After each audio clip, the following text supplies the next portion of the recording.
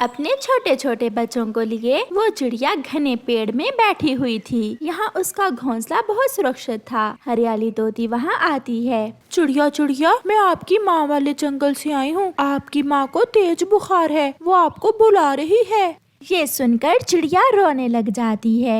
हरियाली बहन, मैं अभी जाती हूँ, मैं अभी अपनी माँ से मिलने जाती हूँ। तोती चली जाती है और मम्मा चिड़िया अपने बच्चों से कहती है, बच्चों आप घोंसले से बाहर न जाना, इस पोटली में भोजन है। जब भी भूख लगे तो इस पोटली से भोजन निकाल कर खा लेना। मम्मा जल्दी आ जाना, हम आपका इंतजार करेंगे। फिर मम्मा चिड़िया चली जाती है। आज भोजन लाने की बारी तुम्हारी है। काली काली शक्ल वाली, आज तुम्हारी बारी है। कल मैं गया था और आज तुम जाओगी। आज तो मैं जा रही हूँ, हाँ मगर याद रखना कल तुम ही जाओगे। फिर गौरी कौवी भोजन की खोज में अपने घर से निकलती है। वो उड़ती हुई जा रही थी कि उसकी नजर चिड़िया के घोंसले में जाती है। वो थोड़ी दूर बैठ जाती है। चिड़िया भी घर में नहीं है और उस पोटली में जरूर भोजन होगा। क्यों ना आज मैं चिड़िया का ही भोजन चुरा कर ले जाऊं। ऐसा सोचकर गौरी कौवी चिड़िया के घोंसले के पास जाती है। आप कौन है और यहाँ क्यों आई है? मैं तुम्हारी माँ की सहेली हूँ। माँ कहाँ है तुम्हारी? मगर मम्मा तो नानों के पास गई हुई है। ये सुनकर गौरी कौवी खुश हो जाती है। बच्चों, वो तुम्हारे पीछे कौन है, बड़ी बड़ी आँखों वाला? जैसे ही बच्चे पीछे मुड़कर देखते हैं, गौरी कौवी उनका भोजन उठाकर वहाँ से भाग जाती है। बच्चे रोने लग जाते हैं। गंदी गंदी आंटी हमारा भोजन चुरा कर ले गई, वो बहुत बुरी है। मैं मम्मा को बताऊंगा। गोरी तो भागी जा रही थी। नदी पर कालू भी आ जाता है। गोरी और कालू कौवा वो भोजन नदी पर बैठकर खाना चाहते थे। मैं आधा भोजन लूंगा। ओए होए होए होए, चुरा कर मैं लाई और आधा लोगे तुम? मैं तुम्हें केवल 2 दाने ही दूंगी। वो बैठे ऐसे लड़ रहे थे कि पीछे से उल्लू आता है और वो पोटली उठाकर भागता है। रुको रुको दुष्ट उल्लू, हम तो पहले ही ये थैली चुरा कर लाए हैं। आज चोरों को पड़ गए मार। उल्लू भाग जाता है। ये सब तुम्हारी वजह से हुआ है मनहूस। अगर बांट कर खा लेते तो वो उल्लू भोजन छीन कर ना भाग जाता। जाओ तुम जाओ पीछे और छीन लो उससे वो थैली। वो उल्लू मारते कम और भगाते ज्यादा है। मैं तो नहीं जाऊंगा, तुम ही जाओ। उल्लू उड़ता हुआ अपनी गुफा के पास जाकर बैठ जाता है।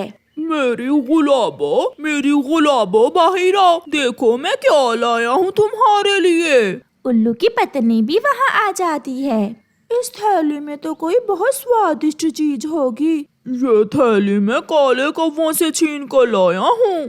अच्छा किया, मुझे भी वो कौवा और कौवी बहुत बुरे लगते हैं। चलो अब पार्टी करते हैं। उल्लू और उसकी पत्नी अभी वो थैली खोलने ही वाले थे कि पीछे से एक बड़ी चील आती है और वो थैली उठाकर वहाँ से भाग जाती है।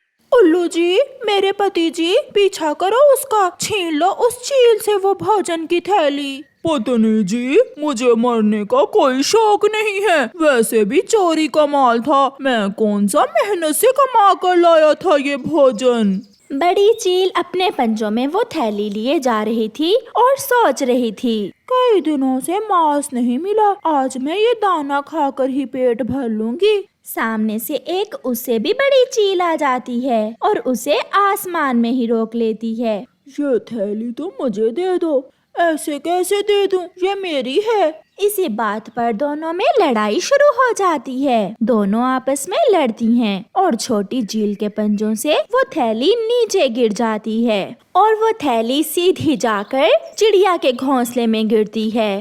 ना रही मेरी और ना रही तुम्हारी। वो चीलें अलग अलग दिशा में उड़ जाती हैं। ये तो वो थैली है जो मम्मा हमें देकर गई थी। शायद ऊपर वाले ने ये भोजन हमारे लिए भेजा है।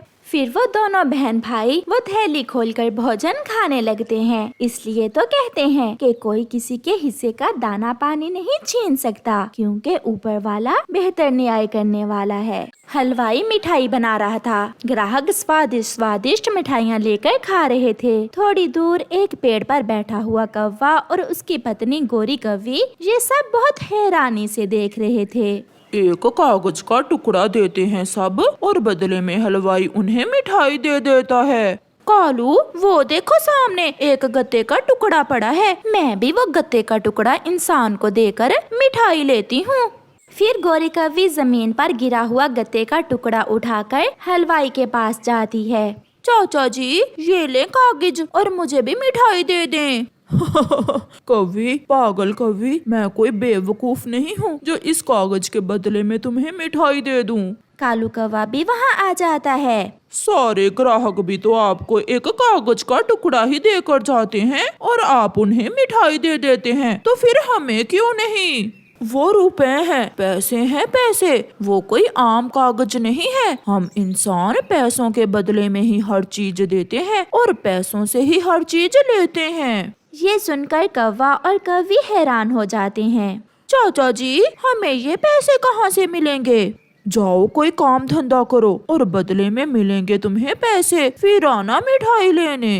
कौवा और कौवी वहाँ से चले जाते हैं। शाम हो जाती है, इसलिए कौवे जंगल में अपने घर की तरफ चले जाते हैं। पति जी, ये इंसान इतने पागल क्यों हैं? एक छोटे से कागज के टुकड़े के लिए इतने काम करते हैं। वो कागज का टुकड़ा ही है जिससे इंसान मिठाइयाँ लेकर खाते हैं, जिससे इंसान कारोबार करते हैं। फिर वो दूसरे दिन कौवा और कौवी किसान के पास जाते हैं। किसान जी, हम भी इंसानों की तरह काम करना चाहते हैं, आप हमें अपने खेत में किसी काम पर रख लें। मेहनत से, हम बहुत मेहनत से काम करेंगे किसान जी। अगर तुम दोनों मेरी ये गाजरें मेरी बैलगाड़ी पर ला दो तो मैं बदले में तुम्हें 50 रुपए दूंगा। क्या 50 रुपए की मिठाई आ जाएगी? आ जाएगी, इतनी कि तुम दोनों खा सको।